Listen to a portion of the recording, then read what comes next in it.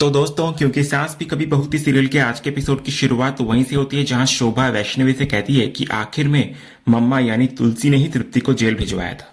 तभी से वो औरत इस घर की और पूरे वीरानी परिवार की सबसे बड़ी दुश्मन बन गई।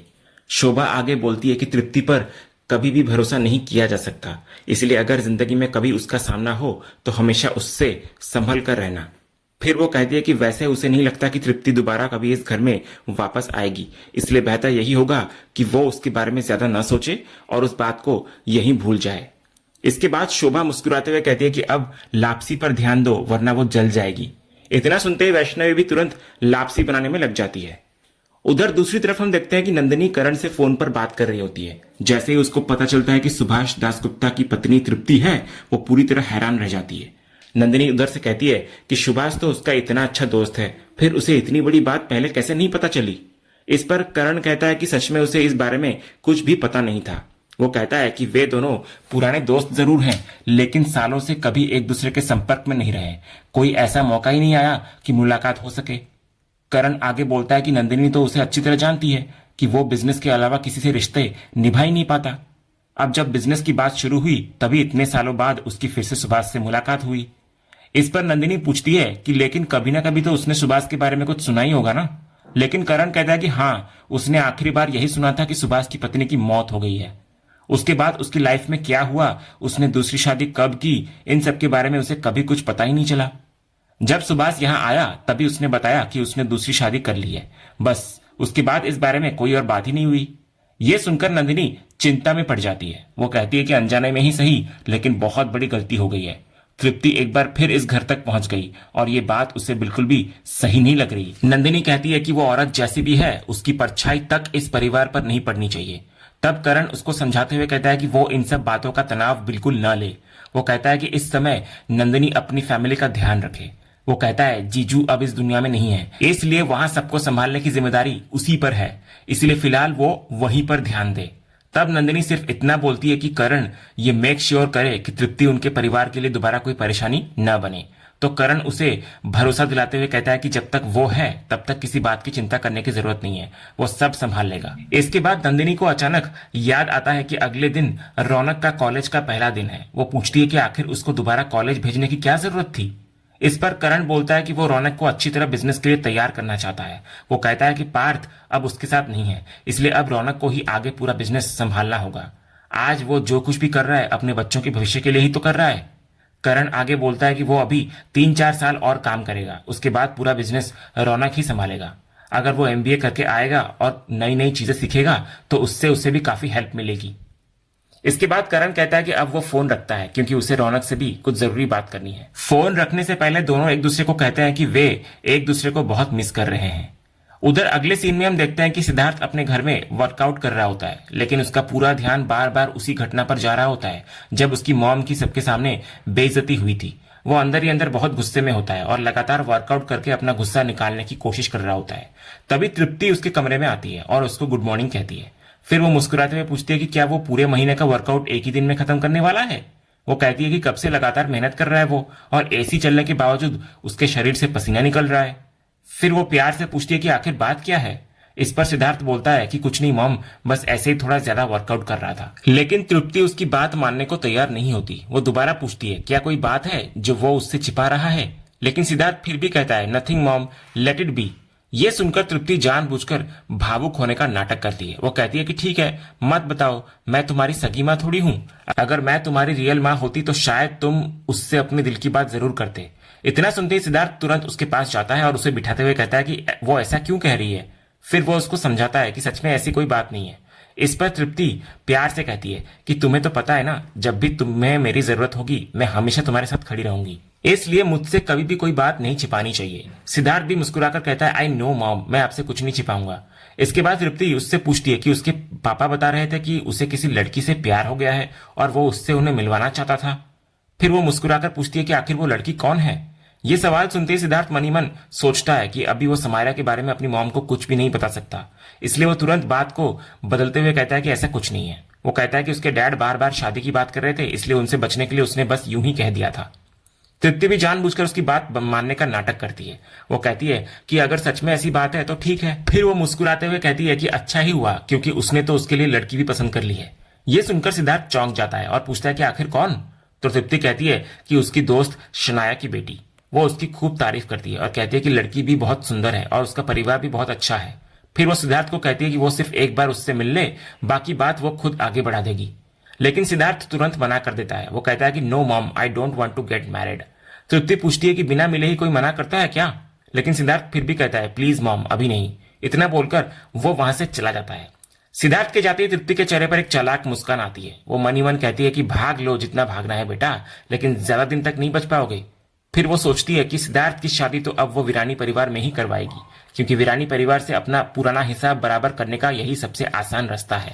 आखिर में तृप्ति मुस्कुराते हुए मनी मन कहती है कि शांति निकेतन तक पहुंचने का रास्ता अब सिद्धार्थ ही खोलेगा। अगले सीन में हम देखते हैं कि शांति निकेतन में तुलसी और दामिनी दोनों मिलकर वैष्णवी के हाथों की बनी हुई लापसी खा रही होती हैं। लापसी खाते ही तुलसी मुस्कुराकर दामिनी को बोलती है कि उसकी बहू ने सच में बहुत स्वादिष्ट लापसी बनाई है। फिर वो हंसते हुए कहती है कि आज तो उसने घर की बाकी सभी बहुओं को भी पीछे छोड़ दिया। इतना बोलकर तुलसी पहली रसोई के शगुन के तौर पर वैष्णवी को 2 सुंदर कंगन देती है। वैष्णवी उन्हें लेने से मना करती है, लेकिन तुलसी प्यार से बोलती है कि यह सिर्फ शगुन है, इसलिए मना नहीं करते। आखिरकार वैष्णवी कंगन रख लेती है और मुस्कुराकर थैंक यू कहती है। तभी दामिनी भी उसकी तारीफ करते हुए कहती है कि लापसी सच में बहुत अच्छी बनी है, यहाँ तो सबसे ज्यादा उसी ने खाई है। लेकिन तभी सामने बैठी नियति फिर से ताना मारती है। वो कहती है कि फिर वही ड्रामा शुरू हो गया, जैसे सब लोग पहली बार उसके हाथ की बनी हुई लापसी खा रहे हो। ये सुनते ही दामिनी का गुस्सा 7वें आसमान पर पहुंच जाता है। वो नियति से आकर कहती है वो फिर से शुरू हो गई। वो कहती है सुबह किचन में इतना सब होने के बाद भी उसे अभी तक समझ नहीं आया। अगर वो वैष्णवी के लिए 2 अच्छे शब्द नहीं बोल सकती तो कम से कम बेवजह की बातें भी ना करे। इस पर नियति भी खड़ी हो जाती है और कहती है कि बकवास उसने नहीं बल्कि दामिनी ने की थी। फिर वो पूछती है कि आखिर दामिनी होती कौन है, उससे ये सवाल पूछने वाली कि वो इस घर में किस रिश्ते से रह रही है, और अगर सच में उसे उसके यहाँ रहने से इतनी परेशानी है तो उसे इस घर से निकाल कर दिखाए। तभी तुलसी बीच में आकर दोनों को रोकती है और पूछती है कि आखिर ये सब क्या हो रहा है। इस पर दामिनी तुलसी को बोलती है कि सुबह से नियति लगातार वैष्णवी को ताने मारे जा रही है। वो बार बार पार्थ का नाम लेकर इस बच्ची को नीचा दिखाने की कोशिश कर रही है और सुबह से उसे जली कटी सुना रही है। लेकिन नियति भी चुप नहीं रहती। वो दामिनी को बोलती है कि जैसे उसके मुंह से तो फूल झड़ रहे हैं। फिर वो कहती है कि सिर्फ इसीलिए क्योंकि वैष्णवी छोटी है, दामिनी उसके सामने उसे नीचा दिखाने की कोशिश कर रही है। नियति बोलती है कि अगर दामिनी को उसके यहाँ रहने का जवाब चाहिए तो वो सुन ले कि जिस अधिकार से दामिनी इस घर में रहती है उसी अधिकार से वो भी इस घर में रह रही है। ये सुनकर दामिनी और भड़क जाती है। वो कहती है क्या अब नियति उसकी बराबरी करेगी? फिर दामिनी कहती है कि वो वीरानी परिवार की सबसे बड़ी बहू है, जबकि नियति की तो आज तक शादी भी नहीं हुई। दामिनी की ये बात सुनते ही तुलसी तुरंत उसको रोक देती है। वो दोनों से कहती है कि आखिर वे लोग क्या कर रही हैं? अगर उन्हें अपनी उम्र का लिहाज नहीं है तो कम से कम उसकी उम्र का ही सम्मान कर ले। तब दामिनी बोलती है तुलसी को कि अब वो नियति से और बहस नहीं करना चाहती। इतना बोलकर वो तुलसी को सॉरी कहती है और वहां से चली जाती है। लेकिन दामिनी के जाते ही नियति भी इधर से बोलती है कि उसे भी दामिनी से बात करने का कोई शौक नहीं है और ना ही वो उसकी शक्ल देखना चाहती है। इतना बोलकर नियति भी वहां से चली जाती है। दोनों के जाने के बाद तुलसी हल्की मुस्कान के साथ कहती है कि कोई शटअप बोल रहा है तो कोई कह रहा है कि शक्ल नहीं देखनी। ये है उसकी बहुएं। लेकिन तभी उसकी नजर वैष्णवी पर पड़ती है जो चुपचाप बैठी रो रही होती है। तुलसी तुरंत उसके पास जाकर पूछती है कि वो रो क्यों रही है। इस पर वैष्णवी बोलती है कि जो कुछ भी घर में हो रहा है उसकी वजह से हो रहा है। लेकिन तुलसी तुरंत उसकी बात को काटते हुए कहती है कि ऐसा बिल्कुल नहीं है। वो कहती है कि ये सब उसकी वजह से नहीं हो रहा, बल्कि लोग उसे सिर्फ बहाना बना रहे हैं। ये सुनकर वैष्णवी कहती है कि उसने हमेशा देखा है कि काकी ने पूरे परिवार को एक साथ रखने के लिए कितनी कोशिशें की हैं। अगर वो 10 साल जेल में न रहती तो शायद आज इस घर की हालत ऐसे कभी नहीं होती। वैष्णवी की बात सुनकर तुलसी उसे एक बहुत बड़ी सीख देती है। वो कहती है कि जब किसी घर और परिवार को जोड़े रखने की जिम्मेदारी की बात आती है तो सबसे बड़ी जिम्मेदारी घर की औरत पर ही होती है। क्या कभी किसी ने मर्दों को यह जिम्मेदारी निभाते देखा है? मर्द तो अक्सर लड़ने, अपना ईगो दिखाने और जिद करने में आगे रहते हैं, लेकिन जब घर को एक रखना होता है तब अगर घर की औरत ठान ले तो उस परिवार को कोई भी नहीं तोड़ सकता। तुलसी आगे कहती है कि इस घर की सबसे बड़ी परेशानी यही है कि झगड़ा तो मर्दों के बीच हुआ था, लेकिन घर की औरतों ने भी उसी झगड़े में उनका साथ दे दिया। उन्होंने रिश्तों के बीच लकीर खींचने दी। अगर उसकी बहुएं एक बार ये संकल्प कर लें कि इस घर को फिर से जोड़ना है तो इन रिश्तों में कभी दरार नहीं आएगी, और वो दिन भी जल्दी आएगा। अगर सीधे रास्ते से बात नहीं बनी तो टेढ़े रास्ते से बनेगी। फिर हंसते हुए तुलसी कहती है कि जब घी सीधी उंगली से नहीं निकलता तो उंगली टेढ़ी करनी ही पड़ती है, इसलिए अब उंगली भी टेढ़ी होगी और वो भी इसी घर में। तुलसी की बात सुनकर वैष्णवी मुस्कुरा देती है। तब तुलसी उसको कहती है कि अब रोना वो बंद करे। उधर अगले सीन में करण सुभाष से मिलने पहुंचता है और सबसे पहले उसके घर में हुई घटना के लिए माफी मांगता है। वो कहता है कि वीरानी परिवार हमेशा अपने गेस्ट की इज्जत करता है, इसलिए जो कुछ तृप्ति के साथ हुआ उसके लिए वो शर्मिंदा है। करण आगे बोलता है कि अगर सुभाष अब उसके साथ बिजनेस नहीं करना चाहता तो वो उसके फैसले की पूरी इज्जत करेगा, लेकिन वो इतना जरूर चाहता है कि इस वजह से उनकी सालों पुरानी दोस्ती न टूटे, क्योंकि उसके लिए दोस्ती सबसे पहले है। ये सुनकर सुभाष बोलता है कि अगर दोस्ती सबसे पहले है तो उसे टूटने की बात ही क्यों करनी। वो मानता है कि अपनी पत्नी के साथ हुए व्यवहार से उसे बहुत दुख और गुस्सा आया था, लेकिन खुद तृप्ति ने ही उसको समझाया कि बिजनेस और रिश्तों को अलग रखना चाहिए। इसलिए उन्होंने जो डील तय की थी वो पहले की तरह ही आगे बढ़ेगी और उसकी सभी टर्म्स भी वही रहेंगी। लेकिन सुभाष कहता है कि उसका नहीं बल्कि उसे मिसेस दास गुप्ता को धन्यवाद करना चाहिए। वो कहता है कि क्योंकि उसे अक्सर विदेश जाना पड़ता है, इसलिए अब ये बिजनेस सिद्धार्थ संभालेगा और उसकी हेल्प तृप्ति यानी कि मिसेस दास गुप्ता करेंगी। इसके बाद सुभाष साफ कहता है कि अगर करण को तृप्ति के साथ काम करने में कोई दिक्कत है तो वो अभी बता दे, क्योंकि वो नहीं चाहता कि परिवार का पुराना अतीत इस बिजनेस के बीच आए। ये सुनते ही करण के सामने तृप्ति की पुरानी करतूतें घूमने लगती हैं और वो कुछ पल के लिए खामोश नजर आता है। सुभाष उसकी चुप्पी देखकर समझता है कि शायद उसका जवाब ना है, लेकिन तभी करण बोल पड़ता है कि हर खामोशी का मतलब ना नहीं होता, इसलिए उसका जवाब हाँ है। जैसा पहले तय हुआ था डील बिल्कुल उसी तरह आगे बढ़ेगी। इतना बोलकर करण हाथ मिलाने के लिए अपना हाथ आगे बढ़ाता है और सुभाष भी उससे हाथ मिला लेता है। आखिर में करण साफ कहता है कि चाहे सिद्धार्थ हो या तृप्ति, उसे इस बिजनेस को लेकर किसी से भी कोई एतराज नहीं है। तभी हम देखते हैं कि तृप्ति छिपकर करण और सुभाष की पूरी बातचीत सुन रही होती है। उनकी बातें सुनकर वो मन ही मन मुस्कुराते हुए कहते हैं कि मिस्टर दास गुप्ता पूरी तरह उसकी मुट्ठी में है, जैसा उसने कहा था उन्होंने बिल्कुल वैसा ही किया। फिर वो मन ही मन कहती है, सो गेट रेडी करण, अब मेरी असली एंट्री का समय आ गया है। इतना सोचने के बाद तृप्ति जानबूझकर करण और सुभाष के पास पहुंचती है और मुस्कुराते हुए पूछती है कि कहीं उसने उनकी बातचीत में कोई डिस्टर्बेंस तो नहीं कर दी। इस पर सुभाष मुस्कुराकर बोलता है कि बिल्कुल भी नहीं, बल्कि अभी तो उन्हीं की बात हो रही थी। फिर वो तृप्ति को अंदर आने के लिए कहता है। इसके बाद सुभाष औपचारिक तरीके से करण से कहता है कि वो उसे मिसेस दास गुप्ता से मिलवाना चाहता है। अब से वे दोनों इस बिजनेस में साथ काम करेंगे। इतना कहकर सुभाष कुछ देर के लिए वहां से चला जाता है। उसके जाते ही तृप्ति मुस्कुराते हुए करण की तरफ देखती है और उससे हाथ मिलाने के लिए अपना हाथ आगे बढ़ाती है। करण भी मजबूरी में अपना हाथ बढ़ाता है और तृप्ति से हाथ मिला लेता है। हाथ मिलाते हुए तृप्ति कहती है कि किस्मत के खेल भी कितने अजीब होते हैं। उसने कभी सोचा नहीं था कि एक दिन वे दोनों इस तरह आमने सामने खड़े होकर हाथ मिला रहे होंगे। ये सुनते ही करण तुरंत अपना हाथ पीछे खींच लेता है। तब तृप्ति मुस्कुराकर बोलती है कि उसे खुशी है कि अब वे दोनों साथ काम करेंगे। आखिर किसी अनजान इंसान पर भरोसा करने से बेहतर है कि किसी जान पहचान वाले के साथ काम किया जाए। लेकिन करण बाहर से शांत दिखाई देता है, जबकि अंदर ही अंदर सोच रहा होता है कि उसने हाँ तो कर दी, लेकिन ये सब आखिर होगा कैसे, और सबसे बड़ी बात वो नंदिनी को क्या जवाब देगा। तभी तृप्ति करण को बैठने के लिए कहती है, लेकिन करण बोलता है कि उसे अब निकलना होगा। इतना बोलकर वो वहां से निकल जाता है। करण के जाते ही तृप्ति सुभाष से पूछती है कि आखिर सब कुछ कैसा रहा। तो सुभाष मुस्कुराकर बोलता है कि यह पूरा आइडिया उन्हीं का था और आखिरकार करण ने डील के लिए हाँ भी कर दी, यानी अब डील पूरी तरह ऑन है। यह सुनकर तृप्ति मुस्कुराते हुए कहती है, आई एम ग्लैड। इतना बोलकर वो सामने रखी एक कुर्सी पर बैठने लगती है, लेकिन तभी सुभाष उसको रोक देता है। वो कहता है कि उसकी जगह वहां नहीं है। इतना बोलकर वो तृप्ति को अपने बॉस चेयर तक ले जाता है और कहता है कि उसकी असली जगह यहीं पर है। सुभाष कहता है कि इस डील की असली हकदार वही है, इसलिए इस कुर्सी पर बैठने का हक भी उसी का है। यह सुनकर तृप्ति मुस्कुराते हुए कहती है कि जब वो इतनी प्यार से कह रहा है तो वो मना करके उसका दिल थोड़ी दुखाना चाहती है। इसके बाद तृप्ति आराम से बॉस वाले चेयर पर बैठ जाती है। सुभाष उसको देखकर खुश होता है और कहता है कि वो उसके लिए कॉफी लेकर आता है। इतना बोलकर सुभाष वहां से निकल जाता है। जैसे ही वो बाहर जाता है तृप्ति आराम से कुर्सी पर पीछे टिककर बैठ जाती है और खतरनाक मुस्कान के साथ बोलती है, अब शुरू होगी वीरानी परिवार की उल्टी गिनती, तैयार हो जाओ तुलसी मैया।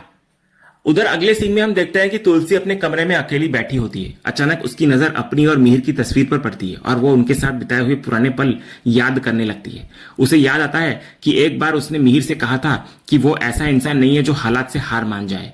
उसे मिहिर की वो बात भी याद आती है जब उसने कहा था कि उसे पूरा भरोसा है कि तुलसी कभी गलत नहीं हो सकती। इसके बाद तुलसी को अपनी और मिहिर की दोबारा हुई शादी का खूबसूरत पल भी याद आने लगता है। इन यादों के बीच तुलसी खुद से कहती है कि इतने सालों के रिश्ते में ऐसा कभी नहीं हुआ कि उसने कोई बड़ा फैसला लिया हो और मिहिर ने उस पर सवाल न किया हो।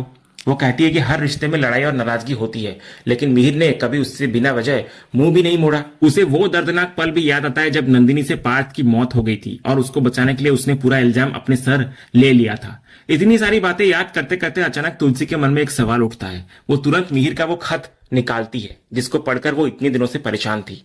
खत को ध्यान से देखने के बाद तुलसी बोलती है कि ये मिहिर नहीं हो सकता। वो सोचती है कि अगर मिहिर को उससे कोई शिकायत होती तो वो उससे फोन पर बात करता, सामने आकर सवाल करता, लेकिन वो टाइप करके खत कभी नहीं भेजता।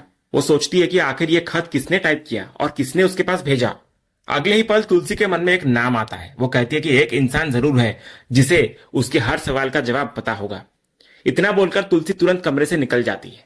उधर दूसरी तरफ करण अपने कमरे में लैपटॉप पर बैठा एक और खत टाइप कर रहा होता है जिसे वो मिहिर के नाम पर तुलसी तक पहुंचाने वाला होता है। खत पूरा करने के बाद वो उसका प्रिंट निकालता है, लेकिन जैसे ही प्रिंट बाहर निकलता है वो फर्श पर गिर जाता है। उसी टाइम तुलसी करण के कमरे में पहुंचती है। संयोग से उस वक्त करण कमरे में नहीं होता, बाथरूम में होता है, इसलिए तुलसी नीचे गिरा हुआ वो कागज उठा लेती है।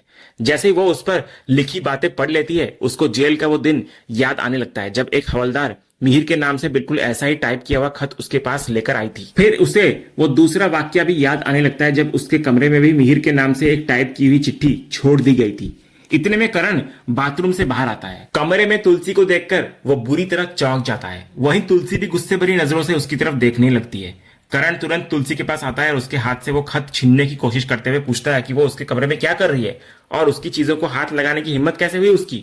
लेकिन इस बार तुलसी भी बिल्कुल शांत नहीं रहती। वो कहती है कि आज सवाल वो पूछेगी।